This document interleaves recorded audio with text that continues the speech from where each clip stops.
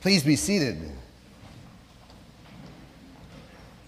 Men are from Mars, women are from Venus, so they say, meaning that men strategize and do battle, women support and love. I guess that's what that's supposed to mean. Well, now this Mother's Day is as good a day as any to, in fact, it's better than most, to address this gender thing. Past few weeks, we've been reading, in place of the Old Testament lesson, passages from the book of Acts.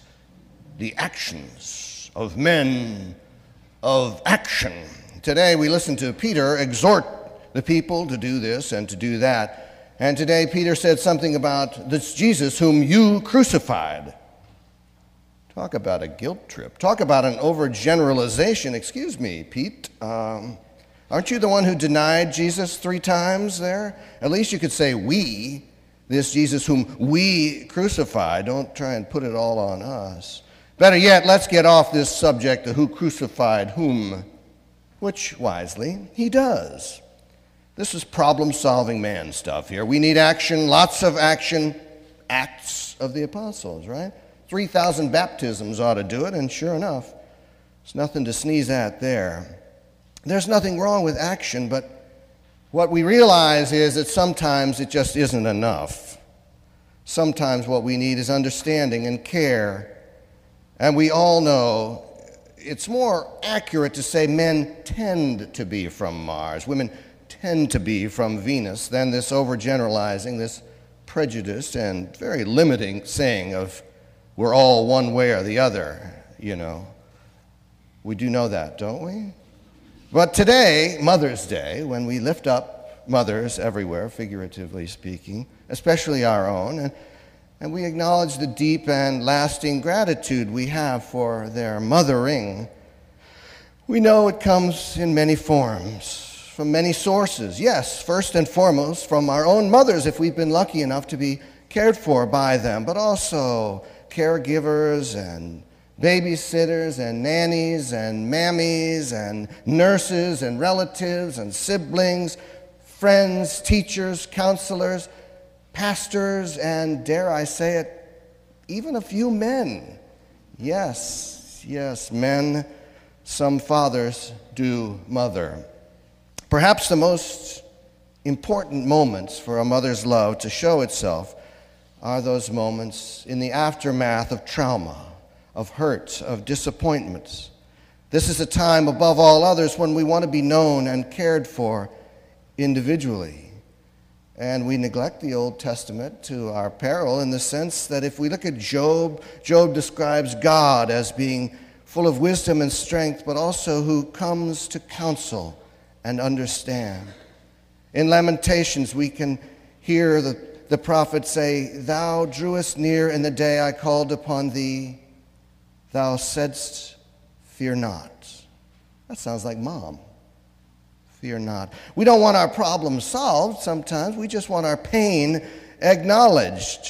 And these moments, my heart and my faith are most vulnerable. It's the time I want to be held and comforted.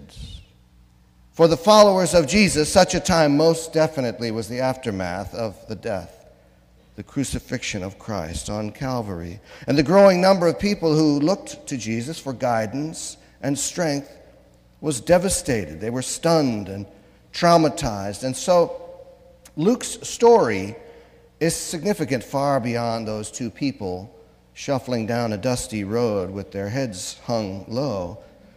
Consider first the road itself to Emmaus. Nobody has ever been able to figure out where Emmaus was in history. No one has ever been able to put it on a map. We never hear anything else about Emmaus.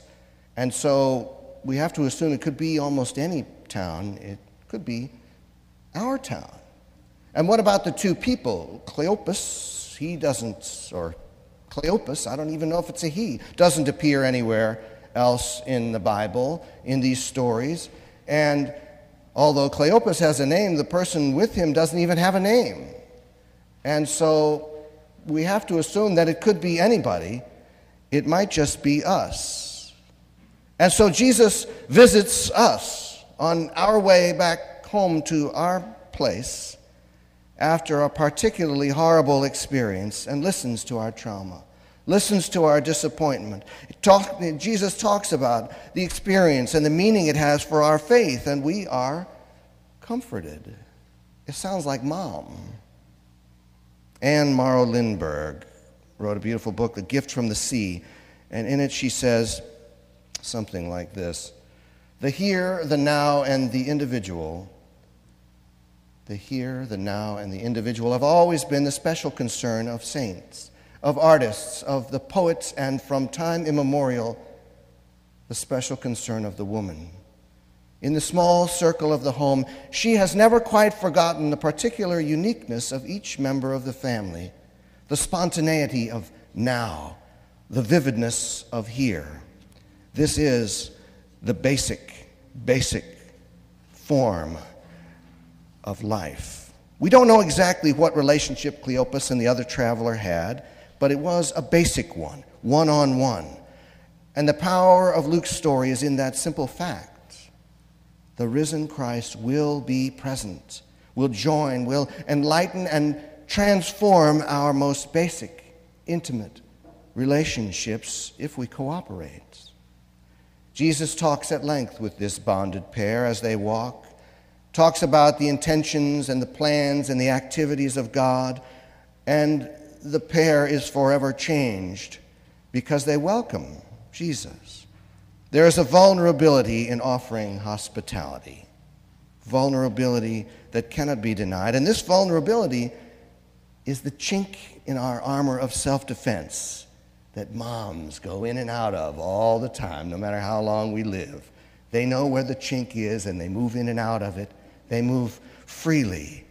And that is the chink by which we ourselves become capable of empathy and compassion and nurture. Jesus is about to ease on down the road, but then they urge him strongly.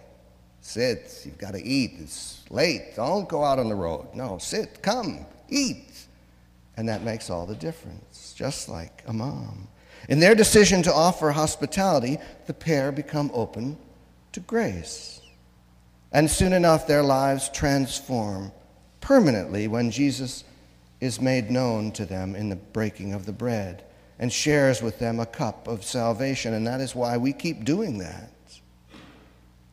Now, if we set aside for a moment the horrific events of Calvary and imagine ourselves children of God walking home on some road, you look over and you see the miracle of grace walking with you.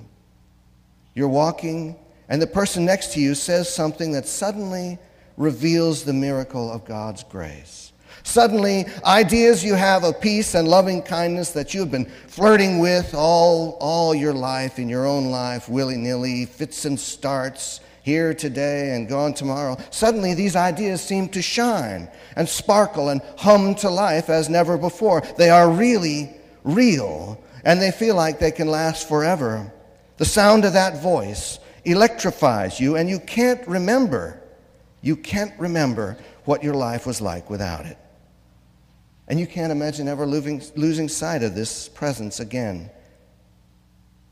Of mothers, the poet Susan Howe once wrote, "You steal in on me, you step in close to ease with soft promise your limit and your absolute essence." As it is with our mothers who do steal in on us and do ease our fears with soft promise, so it is with Jesus, who might very well say to Cleopas and friend as they walk down the road, "You must never go down to the end of the town unless you go with me." If God is our Father, who is in heaven, then Jesus must be our mom. Amen.